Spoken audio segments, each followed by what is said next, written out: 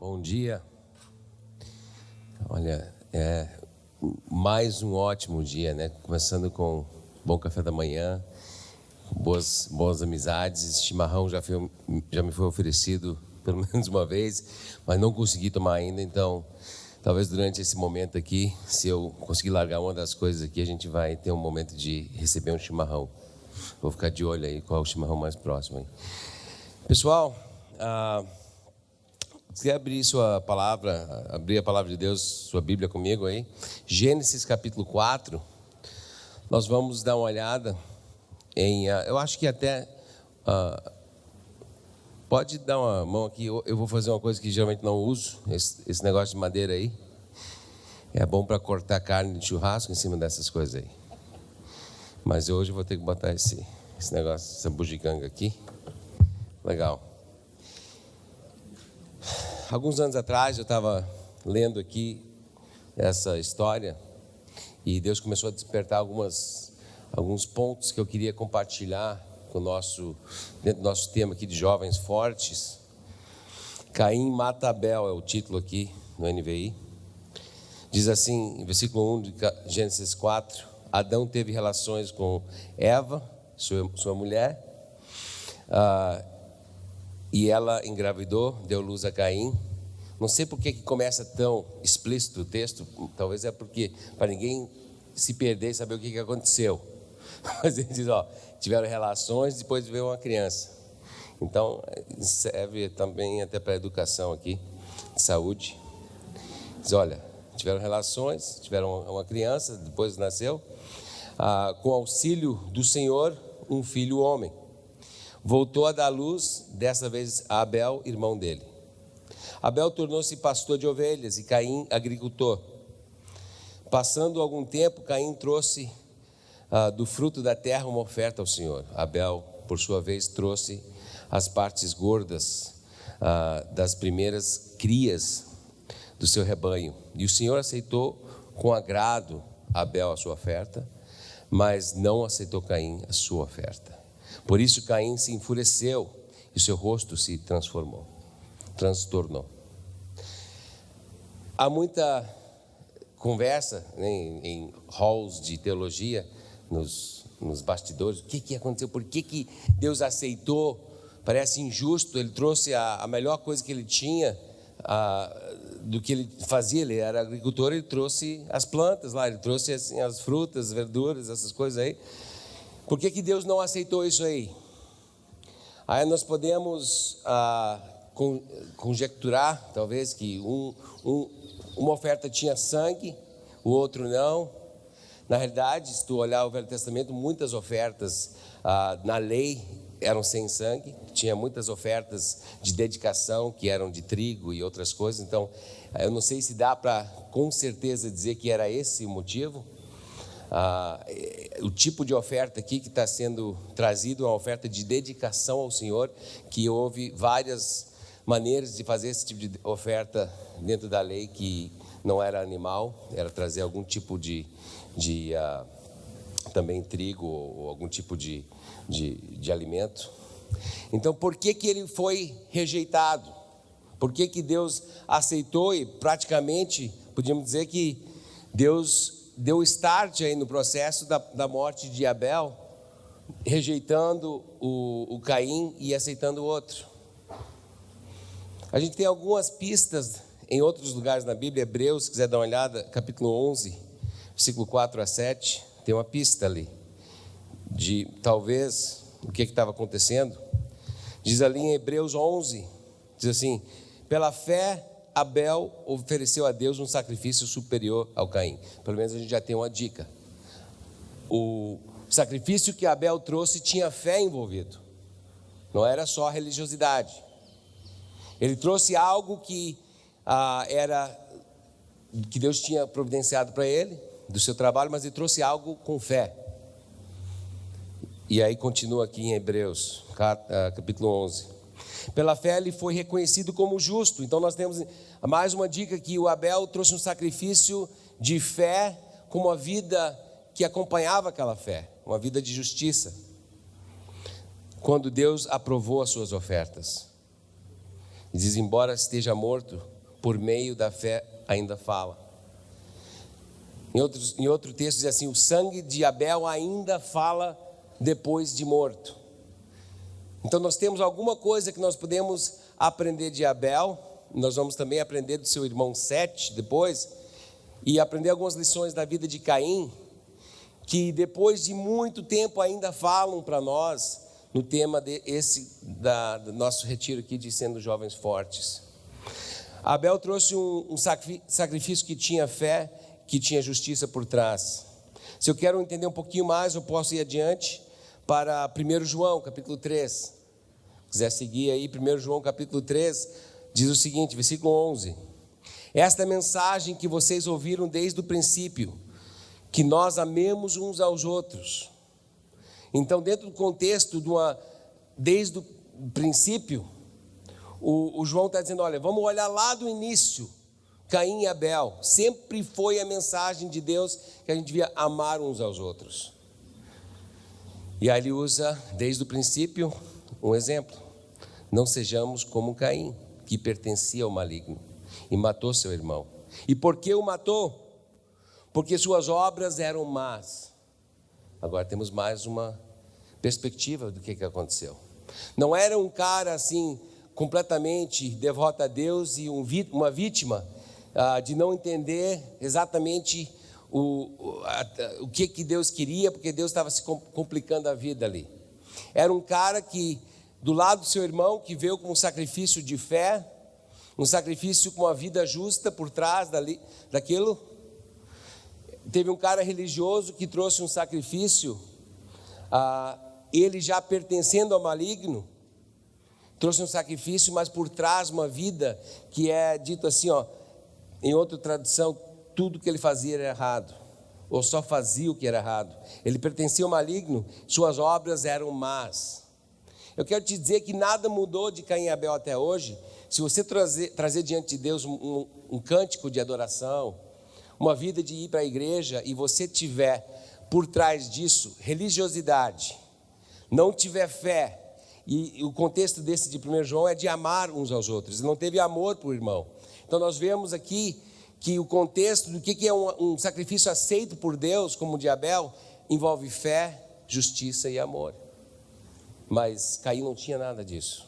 Ele pertencia ao maligno. Eu quero dizer que o próprio Jesus disse que vai chegar aquele dia que muitos dirão Senhor, Senhor, mas não entrará no reino dos céus. Não são pessoas que não foram para retiros, pessoas que não fizeram aqueles passos religiosos. O que ele diz é aqueles que fizeram milagres em meu nome, expulsaram demônios em meu nome, e o fim deles vai dizer assim, eu nunca te conheci. Eu não sei se isso é suficiente para te alertar, mas para mim isso me assusta.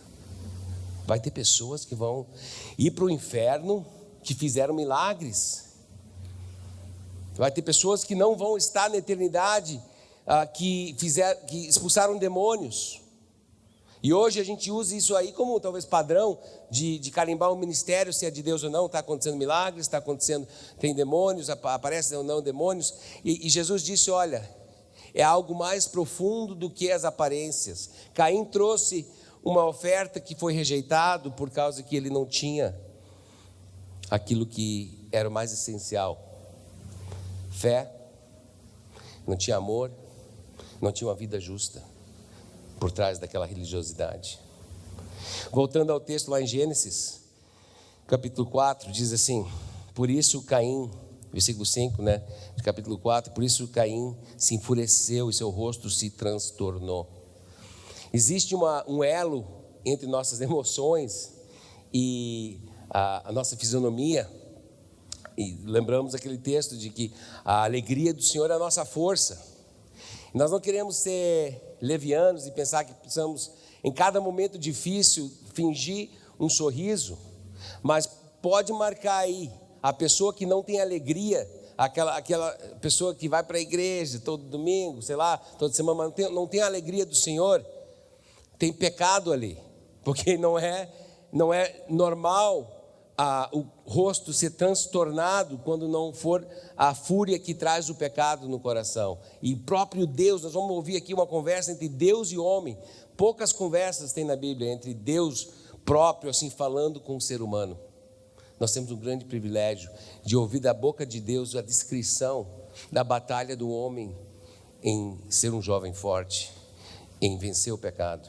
E ele vai falar para Caim, ele diz: olha, por que você está furioso?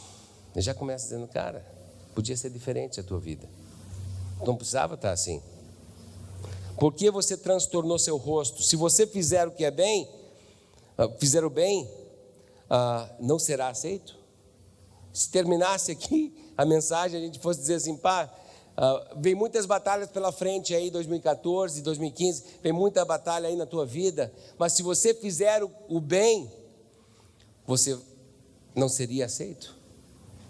Mas é tão difícil fazer o bem. É difícil porque nós vamos ver a mesma natureza do pecado que estava ali em volta de Caim, está em nossa volta hoje.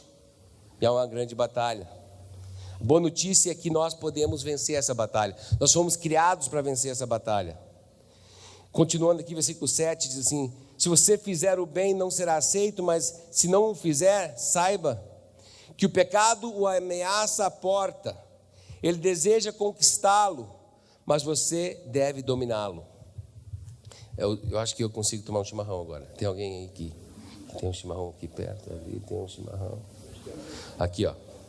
Pode fazer aquele barulhinho, né? O que quer dizer o pecado está à porta, ou ameaça à porta? A tradução literal dessa palavra, o pecado se encolhe à porta. E o retrato é de um leão, ou de qualquer bicho assim, tipo gato, que se ele se encolhe, se faz muito pequeno. Ele parece muito pequeno, porque ele consegue se colocar ali tão rente ao chão, que se você não olhar fica tão quieto, que se não olhar com muito cuidado, você não vai ver que está ali. Então Deus, olhando para Caim, diz: olha, cuidado, o pecado está encolhido, pronto para disparar, pronto para saltar contra você na sua porta. Imagina um leão antes de pular, ele está ali, está encolhido. E eu vou te dizer que hoje é a mesma coisa. O pecado, ele se encolhe do tamanho de uma tecla de teclado de computador. Tem um aqui. Obrigado.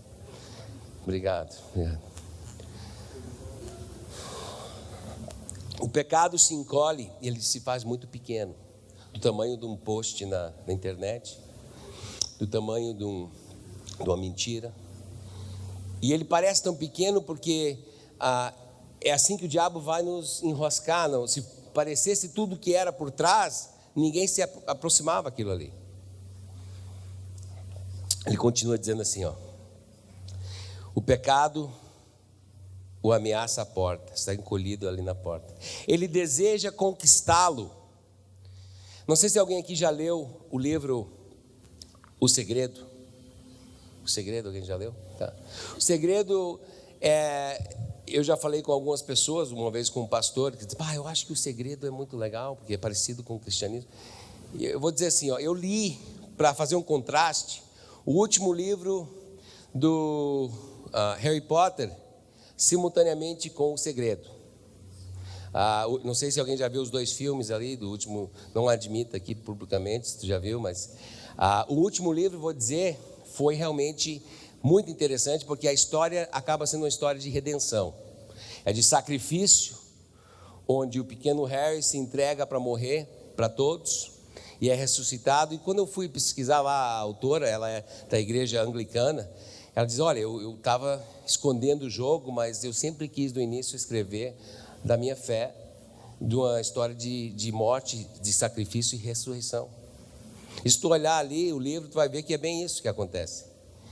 Então eu estava lendo ali aquele livro com muito razão. As igrejas têm receio, né? Tá brincando com feitiçaria e coisa assim, levando muita criançada para querer brincar com isso. Mas no fundo, aquele tema por trás daquele livro é uma história de sacrifício e redenção. Aí eu estava lendo ali O Segredo, e diz assim: ó, é isso aqui que fez os homens grandes da história famosos. O Buda, Jesus, todos eles sabiam manipular o universo Então eles usam, ali a mulher usa, a Rhonda Burns, que escreveu aquele livro, ela usa as palavras de Jesus, que só orar, é só você pensar, meditar e receber do universo. E o universo, o grande lance da lei da atração é que o universo vai se alinhar para fazer o que você pede. Alguém já leu isso aí? Todo o cosmos vai se alinhar. E eu quero te dizer que isso funciona mesmo. Por quê? Porque existe uma vontade por trás do cosmos. Não é uma coisa solta. Não é as árvores aí e o sol que está se alinhando. É uma vontade maligna por trás do mundo, que quando eu começo a viver para querer coisas, e essa é a mensagem do segredo, é que você pode começar a se acordar todo mundo, eu quero ser rico, eu amo dinheiro. Diz assim, ó, toda manhã, diga para você, eu amo dinheiro, dinheiro me ama, dinheiro está vindo. Cada vez que você abre uma conta que vem no correio, imagina que é um cheque chegando para você. E o universo vai se aliar para te enviar cheques. Olha, o que eu quero te dizer? Deus falou para Caim, o pecado está encolhido ali à porta. Ele quer te dominar. Ele quer pular, saltar, tomar conta de tudo. E eu quero te dizer que o universo tem uma vontade por trás dela. Tem o poder de Deus por trás do universo. Mas dentro desse nosso planeta aqui, Terra, existe uma rebelião contra esse Deus do universo que está por trás das coisas. Então, quando as pessoas começam a orar para ser rico, orar para ter prazeres e tudo que fora da vontade de Deus, pode crer que o universo não, mas os demônios vão se alinhar para que isso venha acontecer. Porque Satanás quer te destruir. Ele quer acabar conosco. Eu me lembro do contraste daqueles dois livros, e como eu estava lendo ali, a repugnância que eu tinha para aquele livro ali do segredo. E assim, como foi interessante o fim da saga lá do Harry Potter, vendo uma história de sacrifício. E ali no livro, o segredo dizendo assim, ó, não, você tem que ser generoso o suficiente para o universo entender que você precisa mais coisas. Então, olha só, a própria generosidade é para o universo entender que você está pronto para receber mais. Mas não tanto que você sacrifique, porque a emoção do sacrifício é negativo e vai trazer mais negatividade. Alguém já viu essas besteiras? Mas tem muito crente que vive assim. Generoso o suficiente, mas não sacrificar. Existe um poder por trás desses pensamentos que quer nos destruir. Mas a boa notícia, talvez a maior notícia para um retiro que é chamado Jovens Fortes, é assim, ó, mas você deve dominá-lo. Deus falando para o ser humano, o pecado se encolhe à porta, quer te destruir sim. Boa notícia, não só deve, mas pode dominar o pecado. Você, homem que está aqui e sofre daquelas mesmas tentações que todos os homens sofrem, parece que uma prisão, aquela crack que vem e toma conta quando você está na internet, ou outras coisas que, a maneira de olhar para as mulheres, ou talvez a mulher que está aqui que sofre daqueles mesmos batalhas de todas as mulheres, você está tentando viver para Deus, mas tanta pressão para se sentir preciosa no mundo que parece que critica tudo. Então, a batalha do homem, a batalha de toda mulher pode ser vencida sim. Deus diz para Caim, ó, sim, o pecado está na porta, sim, está escondido ali, quer te tragar, mas você pode vencer e você deve vencer. E eu terminei aqui, ó. Vou passar aqui, ó. De quem é? É para cá? Vou passar aqui, que senão eu vou fazer um barulho aí. Vocês se viram aí. Obrigado. Continuando. Tu acha que Caim ouviu isso aí? Disse, porém, Caim a seu irmão Abel: vamos para o campo. Quando estavam lá, Caim atacou seu irmão Abel e o matou. Então o Senhor perguntou a Caim: onde está o seu irmão Abel? Respondeu ele: não sei, sou eu responsável por meu irmão? Continuando, sou eu responsável pelo meu irmão. Versículo 10. Disse o Senhor: o que foi que você fez? Escute, da terra o sangue do seu irmão está clamando. Agora amaldiçoado é você pela terra, que abriu a boca para receber da sua mão o sangue do seu irmão. Quando você cultivar a terra, esta não lhe dará mais da sua força. Você será um fugitivo errante pelo mundo. Caim recebeu julgamento concernente à sua obra. Matou o irmão, o sangue, entrou na terra, e Deus disse: olha, você é cultivador, o resto da sua jornada será condenado pelo que você fez. Eu quero te dizer que existe um elo entre o nosso sonho e tudo que nós fomos dado de dom para poder realizar. Quando começamos a deixar o pecado que está encolhido à porta chegar próximo e nos dominar, perdemos a nossa jornada muitas vezes. E é o que aconteceu com o Caim. Ele gostava de arar a terra, e aquilo que ele gostava e era bom fazendo, ele não tinha mais chance para fazer. E eu não sei o que você tem de dom, o que Deus te chamou para fazer, mas eu quero te dar um alerta hoje, que não só o pecado estraga e destrói a vida de pessoas, mas estraga o teu futuro, acaba com o teu prazer e traz um rosto transtornado, que é elo com quando a gente faz o que é errado. Mas se fizer o que é bom, não seria aceito. Deus disse para Caim. Vamos seguir aqui então e ouvir um pouquinho mais. Caim sai da presença de Deus, está com medo que eles vão matar ele. Deus bota um sinal sobre Caim. Ninguém sabe qual é o sinal do Caim, mas ele tinha um sinal lá para que não era para matar ele. Muita gente quer saber onde é que ele foi.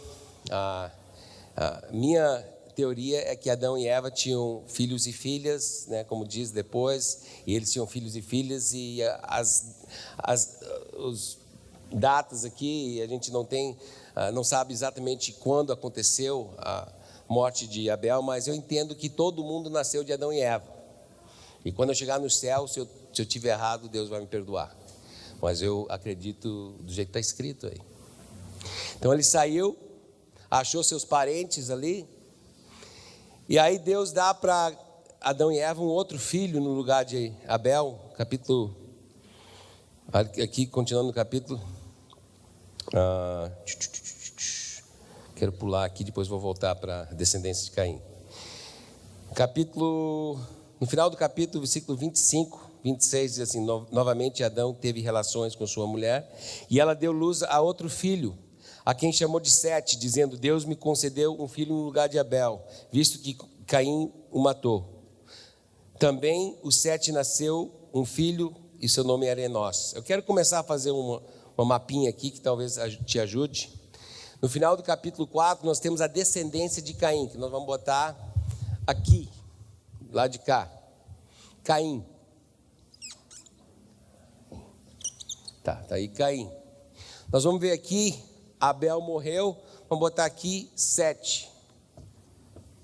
Tá bom? E vamos ver se a gente consegue ver essas descendências. Eu tenho uma teoria que não tinha aqueles livros de nomes de bebê naquela época, então eles não tinham muita criatividade. Então nós vamos ver muitos nomes que o Caim deu para a descendência dele, o Sete também deu.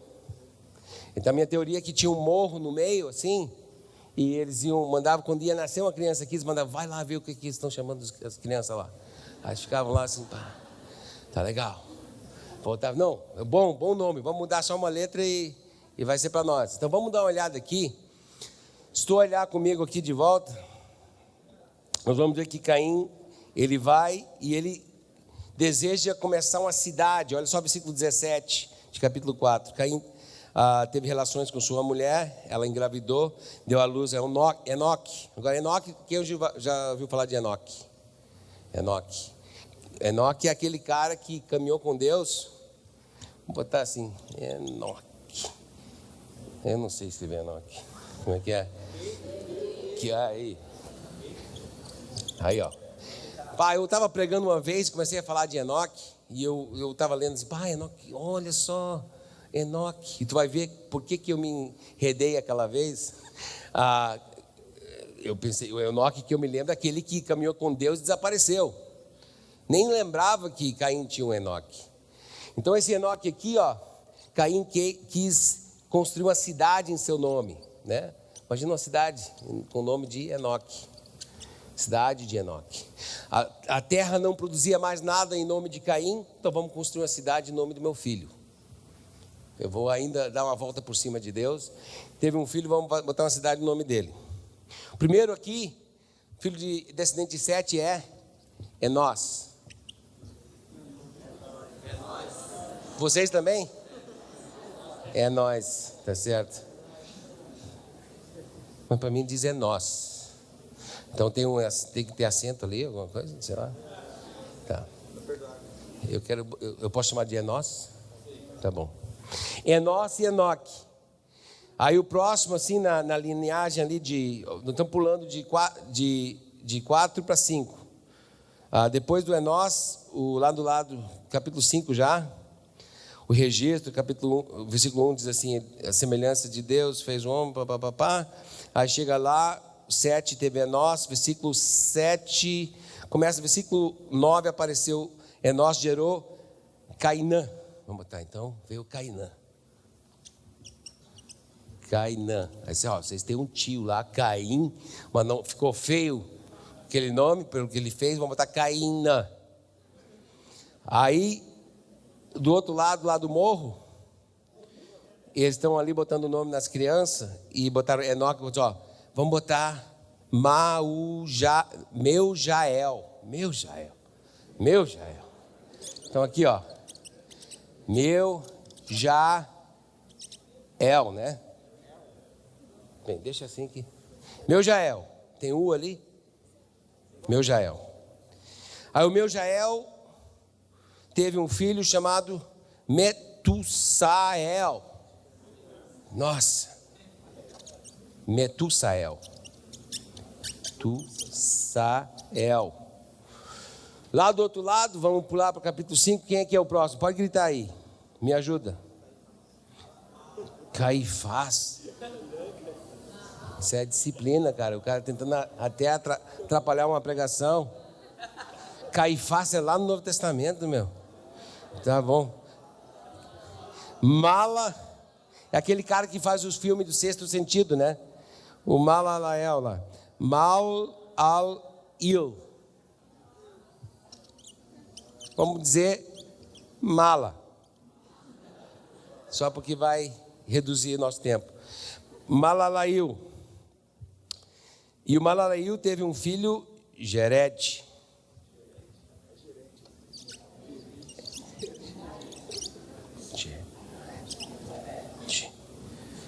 Estão conseguindo ler lá atrás?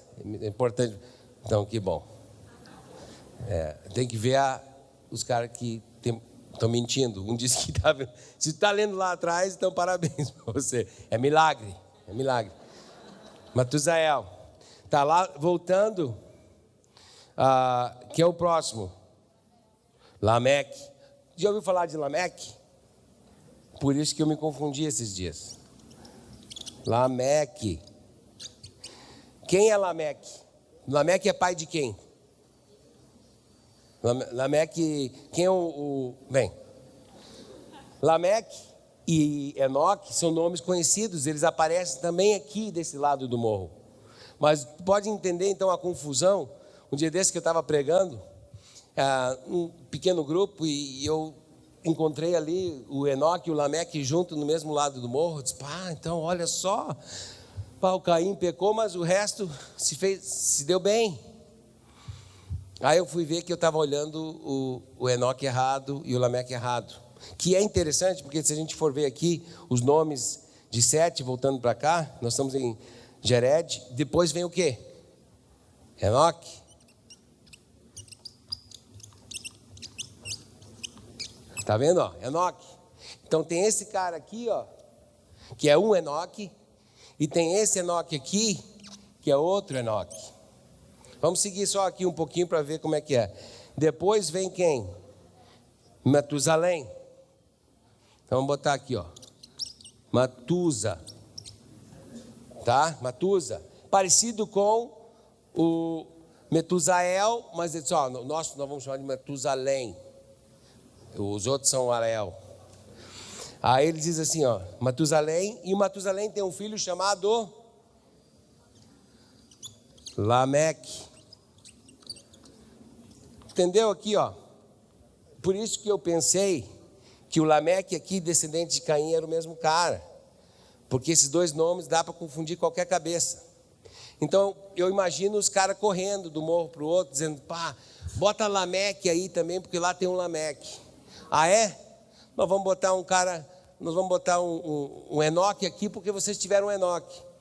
Não sei como é que foi o negócio dos nomes, mas aconteceu dessa forma.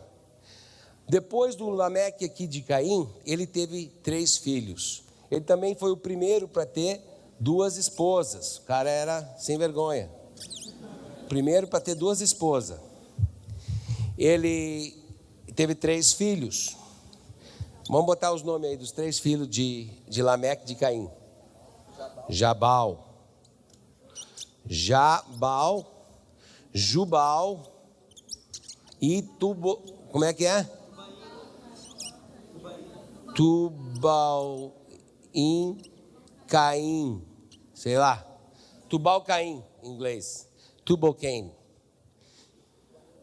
Tubal Cain. 3 nomes ali. Mas o Lameque aqui não foi tão abençoado. Ele teve um filho. Qual é o nome do filho dele? Noé. Deixa eu falar um pouco disso aqui. O Lameque, ele também foi conhecido porque ele foi o segundo, pelo menos gravado, para matar alguém. Caim, ele matou seu irmão. Também o Lameque mata 1 ou 2 pessoas, dependendo de como é interpretado esse texto. Se ele está sendo poético, ele diz, olha, matei um homem porque me ofendeu. Vamos ler ali, falando de Enoque, de Caim, quer dizer, Lameque de Caim. Nasceu 7.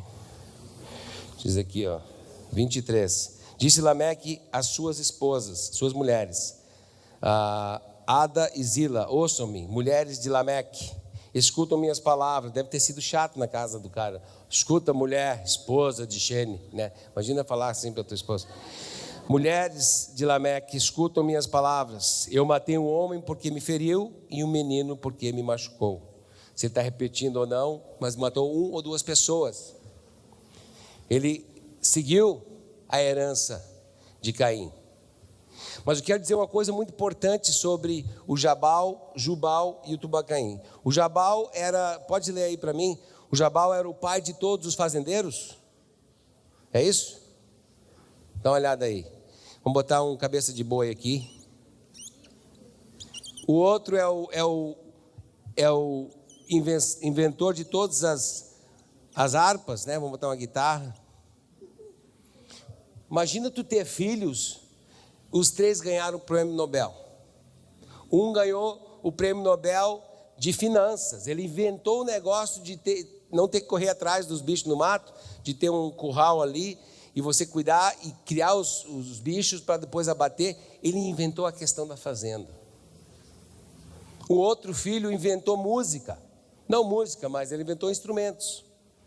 O terceiro, ele inventou trabalhar com bronze e ferramentas, espadas e martelos e tudo que se precisava para ser para a indústria. Esse cara aí. Então olha só, se fosse nós hoje, nós íamos dizer assim, ó, 3 prêmios Nobel da Paz, essa geração aqui matou a pau. Vamos dizer isso. Porque às vezes eu falo com pessoas, né, sobre os filhos, eu digo, e aí, como é que estão seus filhos? Raramente alguém me diz assim, pá, cara, Xene, meu filho, ele ama a Deus. Meu filho está ali, ó. Eu vi ele na igreja outro dia, clamando ao Senhor. Eu vi meu filho evangelizando. Ninguém diz isso, ele diz assim, pá, meu filho está se formando em advogado. E o outro diz, pá, uma vez disseram assim, eu tenho 3 filhos, um advogado, um médico, outro empresário. E aí, tchê? Aqui nós temos gente aqui que estavam ganhando o mundo ali, inventando grandes coisas, mudando a cultura. E do lado de cá nós temos o Lameque, 2 Lameques, só que aqui tem um filho Noé, e o Noé tinha 3 filhos. Tu te lembra dos nomes deles? Sem, Cã, é Cão mesmo ou como é que é? E Jafé. Jafé. E esses caras aqui, ó, eram uns inúteis. Gastaram 120 anos fazendo um barco que ninguém queria. Está entendendo? Essa geração aqui era tão desligado que um dos patriarcas deles, o Enoque, não tinha cidade no nome dele. Esse aqui tu pode ir lá e ver que o cara existiu, porque tem uma cidade feita no nome daquele cara. Esse aqui desapareceu. Esse aqui foi tão assim envolvido com religião, com Deus, essa coisa que nem ninguém se lembra mais porque desapareceu. Só que a realidade agora, milhares de anos depois, a gente só sabe que existiu esse se a gente acaba confundindo ele com esse outro aqui, que é o que eu fiz alguns anos atrás. Pensei que eu estava falando do Enoque, que desapareceu com Deus, estava falando desse cara aqui. Só sabemos que existe um Lameque aqui, se a gente confundir ele com o Lameque, pai de Noé. Essa geração seria avaliado como um desastre. Os caras não fizeram as grandes invenções, fizeram uma arca, um barco, que ninguém queria na época. Mas qual foi o final da história? Chegou, quando começou a chegar, vou fazer aqui em cima para vocês verem. Quando chegou a água, o que aconteceu com essa geração aqui? Com essa cidade? Essa geração aqui, porém não sendo uma geração respeitada, nós somos todos descendentes de Noé. Somos todos parentes de uma forma ou outra. Por causa que essa geração sobreviveu e esse aqui morreu todos. Eu quero fazer uma simples pergunta aqui hoje. Qual a diferença? Não é a produtividade, não é a inteligência, não é chance. Pai, esse aqui falou com Deus. Eu nunca caminhei assim, Deus do meu lado, Ele me falando, me instruindo como escapar do pecado. Esse cara aqui caminhou com Deus. Aqui nós temos pessoas que têm uma cidade em seu nome, tem gente aqui que fez grandes contribuições políticas e econômicas e culturais. E aqui nós temos alguém que ouviu a visão de Deus que viria um dilúvio, pegou toda a família à sua volta e disse: vem cá, gurizada, nossa, o mundo mudou para nós. Próximos 120 anos é eu e tu, manos. Não é falando dos filhos, vamos construir um barco. Um barco, pai. E os vizinhos, o que eles vão falar? Não interessa os vizinhos, vamos até convidar eles, mas nós vamos no barco. A diferença entre os dois, eu quero que você vá comigo, tem 2 versículos que vai nos levar a entender o que aconteceu. Um é Gênesis 4:16, aí já deixo marcado ali, Gênesis 5:26. Grande diferença. E eu quero que antes a gente ler esse versículo, que você imagine que tu tem na sua mão um detonador daqueles assim que tem um botão vermelho. Faz assim. E tu tem um botão para apertar aqui. E dependendo se você apertar ou não, você pode explodir as gerações futuras que nem nasceram ainda da tua descendência, cara. E na outra mão você tem um outro botão azul, que se tu apertar, não é por causa do Grêmio e Inter, desculpe, é só que me veio na mente vermelho e azul. Vamos botar verde, não dá para. Tem um outro botão aqui, e se tu apertar isso, vai abençoar e salvar as gerações que vão vir. Tu tem um botão azul aqui e um botão vermelho aqui. E o que eu quero que você entenda, que eu estou tentando aprender também, é que as decisões que nós fazemos hoje vão afetar o futuro. O que o Caim fez que levou a sua geração, sua descendência a ser produtivo e perdido? E o que Sete fez e seu filho Enós para que sua geração fosse procurar a Deus e ser salvo? Porque nós representamos milhares de pessoas que ainda não nasceram. Pessoas, seus filhos e netos, gerações que vão vir. Gênesis 4,16, depois de Deus ter dado aquela alerta para Caim, ele não prestou atenção, ele matou seu irmão. Olha só o fim da história de Deus e Caim. Qual o fim? Versículo 16, então Caim afastou-se da presença do Senhor, foi viver na terra de Nod, no leste de Éden. A última coisa que a gente ouve falar de Caim, referente a Deus, é que ele se afastou da presença de Deus. E é nisso que deu aqui, ó. Ele apertou o botão e disse: olha, eu prefiro minha própria maneira. Eu vou viver do jeito que eu quero. Sou eu mesmo, não é só você. Tem gerações que vão vir ainda. E teve um lá, bisneto, não sei quantas gerações aqui chamam isso aí, mas o Lameque dele lá teve 2 esposas e matou também. E ainda lembrou do seu antepassado: mas o Caim matou e ele foi permitido viver, eu também. E amaldiçoou. Se alguém quiser vir se vingar sobre mim, que seja muito mais amaldiçoado. Ele conseguiu fazer uma geração de morte e de maldição. E muita produtividade aqui, ó. Muita gente que se formou na faculdade e fez grandes coisas e morreu no dilúvio. E do lado de cá tem um versículo que é talvez um dos mais importantes de toda essa história. Gênesis 5:26 diz assim: também a Sete nasceu um filho, a quem deu o nome Enós. Nessa época começou-se a invocar o nome do Senhor. Você vê a diferença? Afastou-se da presença do Senhor, a geração dele começou a invocar o nome do Senhor. Foi na época de Enós e Sete que descobriram que existia o tal da oração. E as pessoas começaram a caminhar no mato e falar com Deus e falar, porque dá para cantar músicas. Talvez eles pegaram até instrumentos aqui do primão e trouxeram aqui, começaram a cantar, invocando o nome do Senhor com música. Mas eu sei que no final das contas, essa geração ficou conhecida como a geração que invocou o nome do Senhor, e aqui foi conhecido como o cara que se afastou de Deus. Qual é o botão que você está apertando hoje?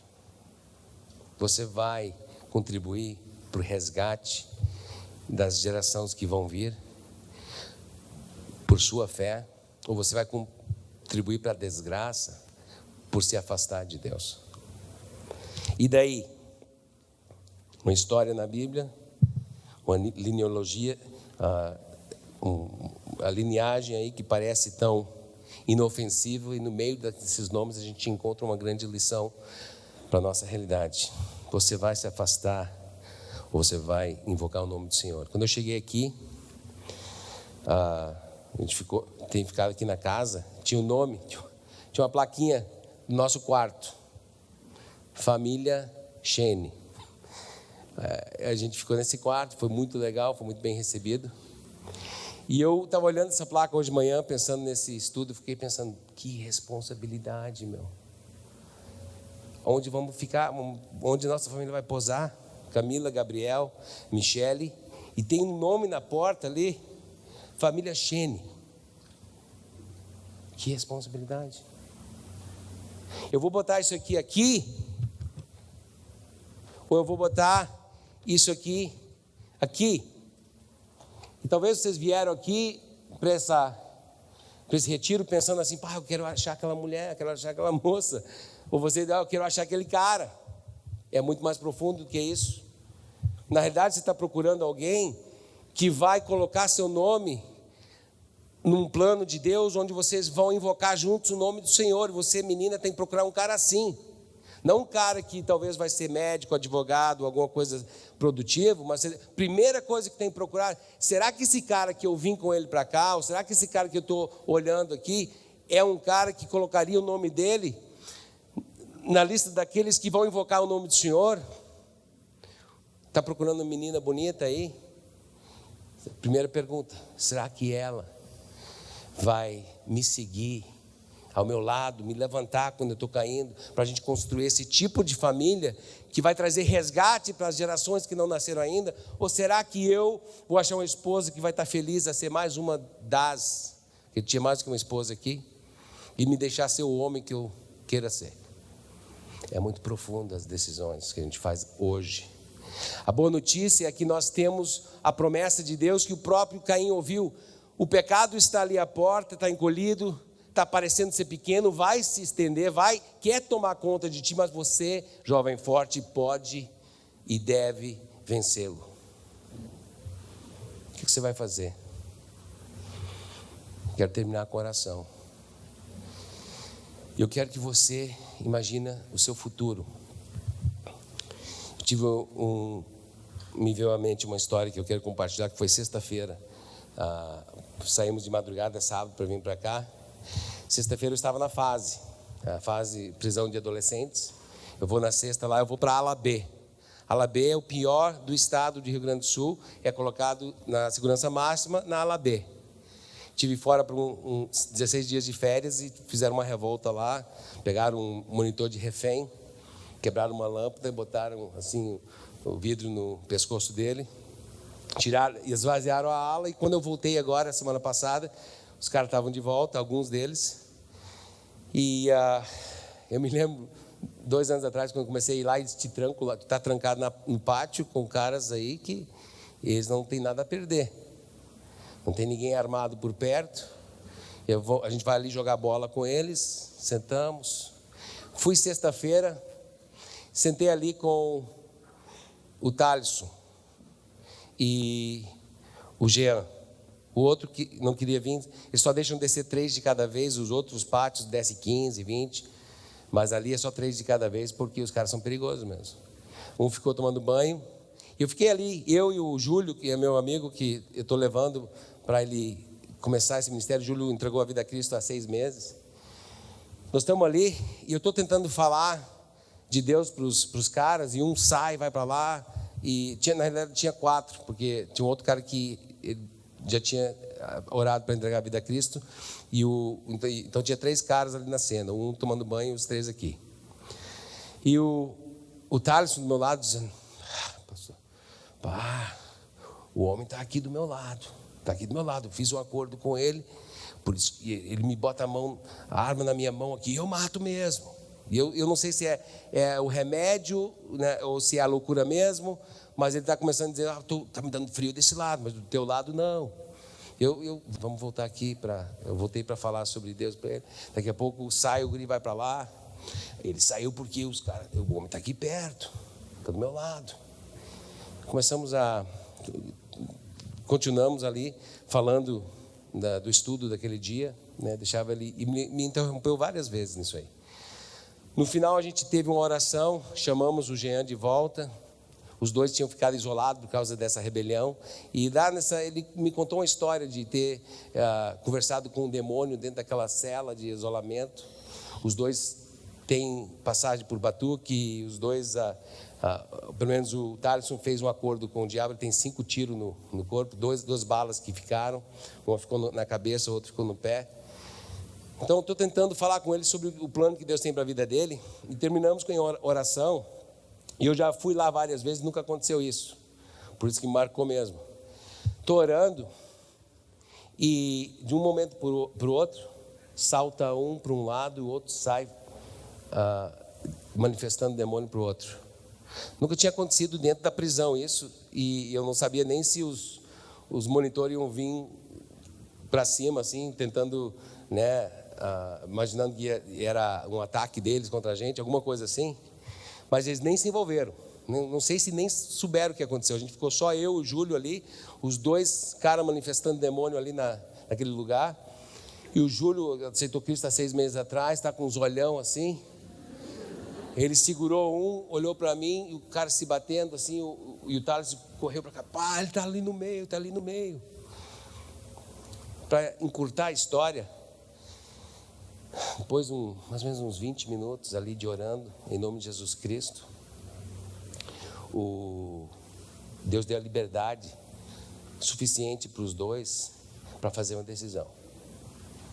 Tirou o demônio, a presença do demônio suficiente que o Thaleson e o Jean podiam orar se quisessem.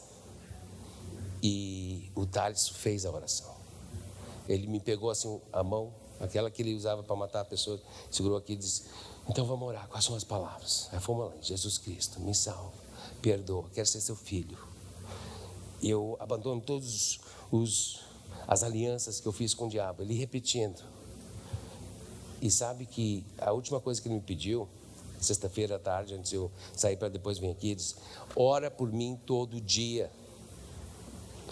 Sabe a diferença? Ali aquela passagem na fase, eu tenho desde fevereiro de 2011 ido lá.